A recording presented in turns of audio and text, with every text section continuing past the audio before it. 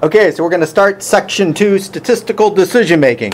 The good news is we won't be doing any computations here. The bad news is, you know that if I start with a situation about carrying an umbrella, that that's the happy start, but the conclusion of that story is going to be a little more involved, right? Now, Emily, did I ask you the other day about carrying umbrellas? Yeah. I did. Did I tell you why I asked you about that? No. No. What did I ask you? You asked me about taking one outside when we went for our walk. Yeah, taking an umbrella outside when we went for a walk so that I wouldn't be stung by a bee. No, there was no bee sting in this one. So taking an umbrella out while you go for a walk. So the idea is what we're going to do here is kind of compare different situations. What your decision is with the umbrella, bringing the umbrella or not, versus what actually happens. So if you want to write some notes in here, this is kind of new information, and we're going to tie this eventually to statistics, we hope. Woo-hoo! So let's say we have the actual situation. There's either, and you don't know this when you're going to go out, is it going to rain or is it going to not rain? Now, obviously, if you have a class at 6 o'clock on a Monday night, you know what the answer is, don't you?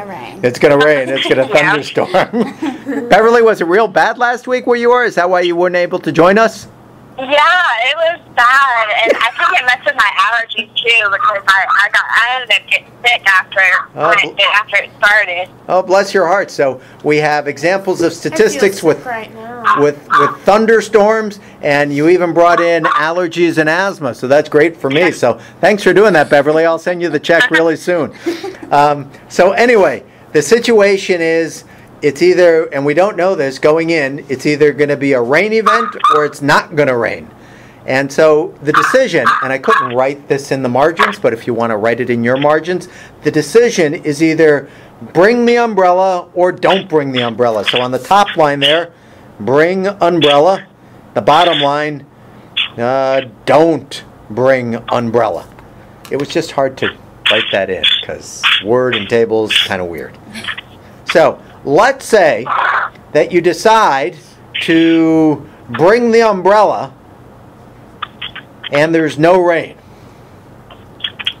Would that be a correct decision or an incorrect decision, Alexis? Well, it was probably smart for you to bring it, but now you just got to carry it for no reason. Yeah, so the idea of you bring the umbrella, actually, yeah, we'll keep it that way. I should have reversed the two lines, but it's okay. You bring the umbrella, and there isn't any rain. So that's actually an error. And we might call that error, so if you want to write in your little box, that is an error. We might actually call that a false alarm. That might be a false alarm. You brought the umbrella, but there was no rain. So you might call that a false alarm. Oh, you can write right in the box. False alarm. Beverly, are you good with me there? Whoops, my glasses are falling over. Bring umbrella, don't bring umbrella. So a false alarm. So that's a mistake.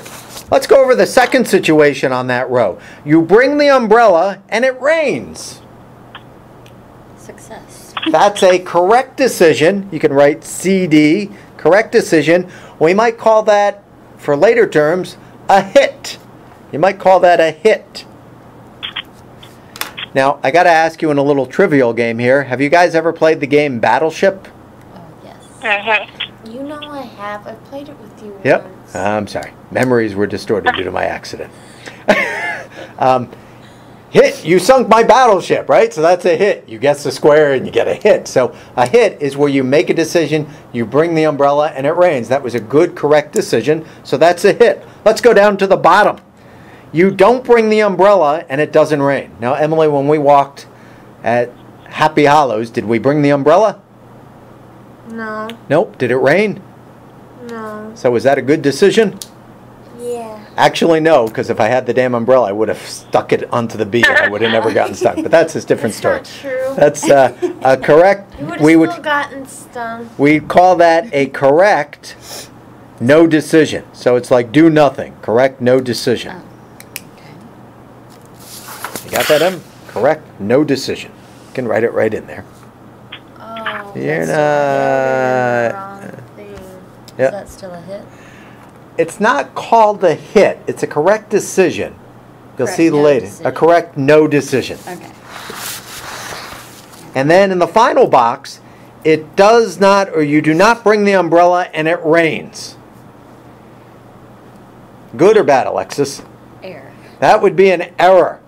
That would be a miss. Really costly. Yeah, that's a costly error because when it rains, it pours. So that would be an error, and we would call that a miss. Okay. And that would be, as Emily said, a bad error because if you miss that, then you get stormed on. So it's better to bring the umbrella and just not have it happen. But these are the 4 states of decisions for carrying the umbrella. Beverly, are you with us? Okay, so we start out fun. Now we go to the next one. So let's start off the next one. We have an actual situation. I use the example of breast cancer because breast cancer is so prevalent in women. It's a big deal. And we have the actual situation, no cancer versus cancer. Let's actually reverse the rows here. So the decision is, let's say the doctor is trying to look at a mammography and make a decision, and the decision is either no cancer. For the top row, we'll say no cancer. On the bottom row, the doctor says cancer. So the decision is on part of the doctor. The doctor has to look at the mammography, and he has to decide on the basis of a mammography, do you have cancer or do you not have cancer? And it's a big deal. Breast cancer is a really big deal in this country. So let's say we take the top row. Let's say the doctor looks at the mammography, and let's say he says, you know what? Doesn't look like you have cancer. So if the actual reality, the actual situation, or if you want to even put actual reality, is you don't have cancer, is that a good decision or is that a bad decision? Beverly, what do you think? Good decision or bad decision? It's the doctor says there's cancer and you don't have cancer, then it's good. Yeah, the doctor says, I looked at the mammography and I've decided you don't have cancer based on the mammography, and the reality is you don't have cancer. That's a correct no decision. Is that what ladies hope for every time they go in for a mammography? Yes, we hope for that. So that's number one. Let's go across the row though. Let's say the doctor looks at the mammography and says, it doesn't look like you have cancer here, but in reality, you do have cancer. Good or bad? Mistake? That would be an error. That would be an error. What would we call that kind of error?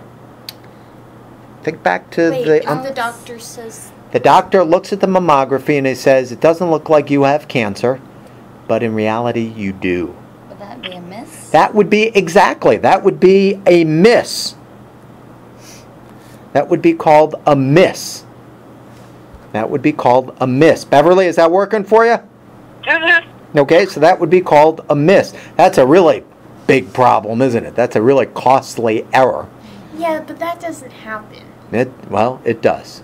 We'll go into what actually does occur in that situation as the follow-up here. Let's go to the next situation, the bottom row. Let's say the doctor makes a decision. Oh, he looks at the mammography and it says, looks like you have cancer, but you don't. That would be a false alarm. Yeah, that's another error, the bottom row, an error, and that is a false alarm. The doctor says you have cancer, but you don't. Now, are there costs to that as well? Yes. Yeah, there are emotional costs, aren't there? But better safe than sorry in that situation. And then the final one, the doctor looks at the mammography and says, it looks like you have cancer, and you do. What would that be called? Correct decision, a Yeah, hit. a correct decision, a hit. Obviously, it's a difficult decision as well. So these are the 4 state of affairs with cancer, and this is real. This does occur. So the other follow-up question I want to ask you, though, is what happens if the doctor is not sure? So let's say you go in for a mammography. I don't know if you ladies know. What if the doctor looks at the mammography and it's like, this is uncertain. We're making binary decisions here. But doctors want to be pretty certain. What would the doctor have you do if you were, and if you want to write the notes under this, if the doctor was unsure on the basis of the mammography. So if the doctor was unsure, go ahead. Probably come back for another test. Yeah, we need to do some follow-ups. Beverly, have you seen that situation before? Familiar with this? My grandmother's had to have some biopsies done after hers. Yeah, that you actually do a follow-up. And so why do they do the follow-up? To make absolutely sure that there's Yeah. no breast cancer. They want to make absolutely sure on their situation. They don't want to make any errors. This is the important part in their decision making. They don't want to make errors. They don't want to have false positives. We said you don't, but you do. We also don't want to have misses. Wait. Misses. They said you don't, but you do is a miss.